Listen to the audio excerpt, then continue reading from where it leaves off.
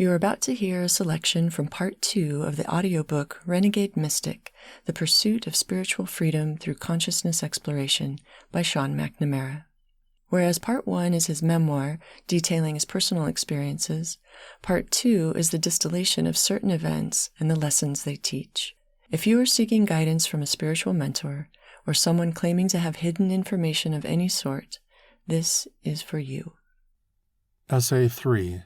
Caution when choosing a spiritual teacher or group. There are several things to consider when you are either getting started with a teacher or a group, or wondering if it's time to end that relationship. The section below will help you preserve your autonomy and the integrity of your journey. This is intended as a starting point. Meeting with a counselor or a therapist, one who is not a member of that group, could be very helpful in your decision-making. Before joining a group, are you clear on what your particular spiritual goals are or what questions you're seeking answers to? Have you researched this teacher or group well enough to know whether or not they're focused on the same things you are? Or does their path take you in a different direction? Keep in mind, if you don't know what direction you want to go in life, other people will be more than happy to make that decision for you, and it could be the wrong one. Do you feel drawn to the teacher's personality? Take some time to reflect on yourself and see if they remind you of someone you've already met, like a family member you admire or someone you've lost. You should also reflect on whether or not this teacher might subconsciously fill a role for you, such as replacing your father or mother figure or an absent lover. Is the teacher described as possessing some kind of transcendent quality, such as being enlightened or having direct communication with a spiritual or otherworldly authority? If so, do you feel like you're able and allowed to ask them face to face if this is truly the case and to tell you more about what that's like? If you feel nervousness about it or like it's something which just isn't done, this could be a sign of trouble. The unspoken suppression of open inquiry could be one way a person or group maintains control over its members. If the teacher claims their followers achieve certain results or goals, take the time to interview the group members who've spent a great deal of time with the teacher. Ask them if they've indeed experienced those results, or how their time with the teacher has helped them. Then ask yourself if these students demonstrate characteristics which you would like to acquire. Are these characteristics only available here, or have you found them in other groups as well? Analyze the business aspect of the organization. It's completely fair for a teacher or group to earn money. School teachers, doctors, and personal trainers make money for their work, since in our society, this is how we take care of ourselves. People who believe a teacher should work for free might never have had to make a living themselves. These would be children, or are still being supported by their parents, and in this case these would be dependent adults, or can't accept that the days of bartering service or items of value in exchange for teachings are long past. Spiritual teachers need to pay their rent like everybody else. But there are two questions. Are you getting what you're paying for? In other words, who's getting the benefit here? You or the teacher? Is it an equal exchange, or does it feel imbalanced? The second question is the teacher's income appropriate to their role? For instance, when the CEO of a nonprofit dedicated to helping the homeless and underserved earns a multi-million-dollar salary, society raises its eyebrows, as it should. If your spiritual teacher's income is similarly inflated, it's worth taking a closer look. There's no objective answer. In other words, you have to decide if the situation feels appropriate to you personally. Is this person a full-time teacher? Meaning, do they earn all their income from this, or do they have a regular job and teach on the side?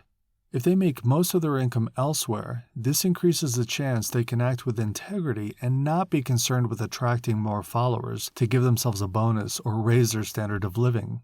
If they have a day job, there's a greater likelihood their feet are firmly on the ground and they can relate to life's ordinary challenges rather than descending from their pedestal to, quote, save you. Do an online search about potential issues attributed to the group or teacher by using terms like abuse, harm, cult, fraud, sexual assault, and high demand. Online watchdog groups might have already identified the teacher as problematic. However, in the end, you'll need to decide for yourself. I make this final entry in this section since there seem to be more and more groups forming around people with special or secret information concerning UFOs, now known as UAPs, or extraterrestrial phenomena.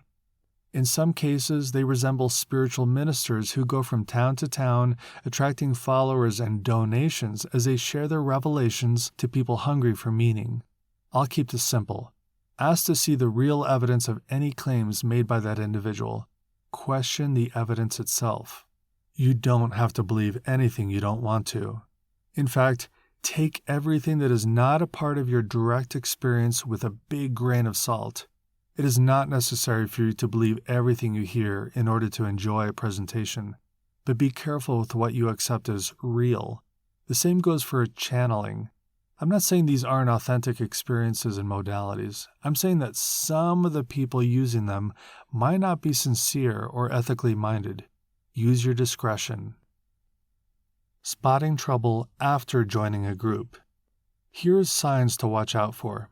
A large portion of the group's energy is focused on the teacher's personal dramas or emotional flare-ups. Unspoken group tension following rumors of conflict.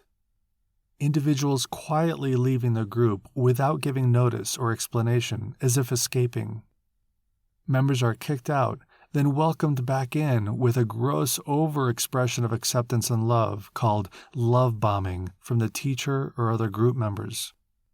The teacher speaks about students or others when they are not in the room, making examples out of them or explaining their side of things.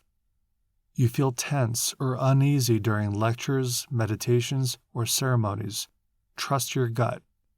You discover there are hoops you must go through to reach the next level. These hoops come with an exorbitant fee, a requirement of some kind of service, or a statement of personal commitment. You begin to determine your self-worth by how much attention or the quality of attention you receive from the teacher and group members. This can include the pursuit of special titles or roles.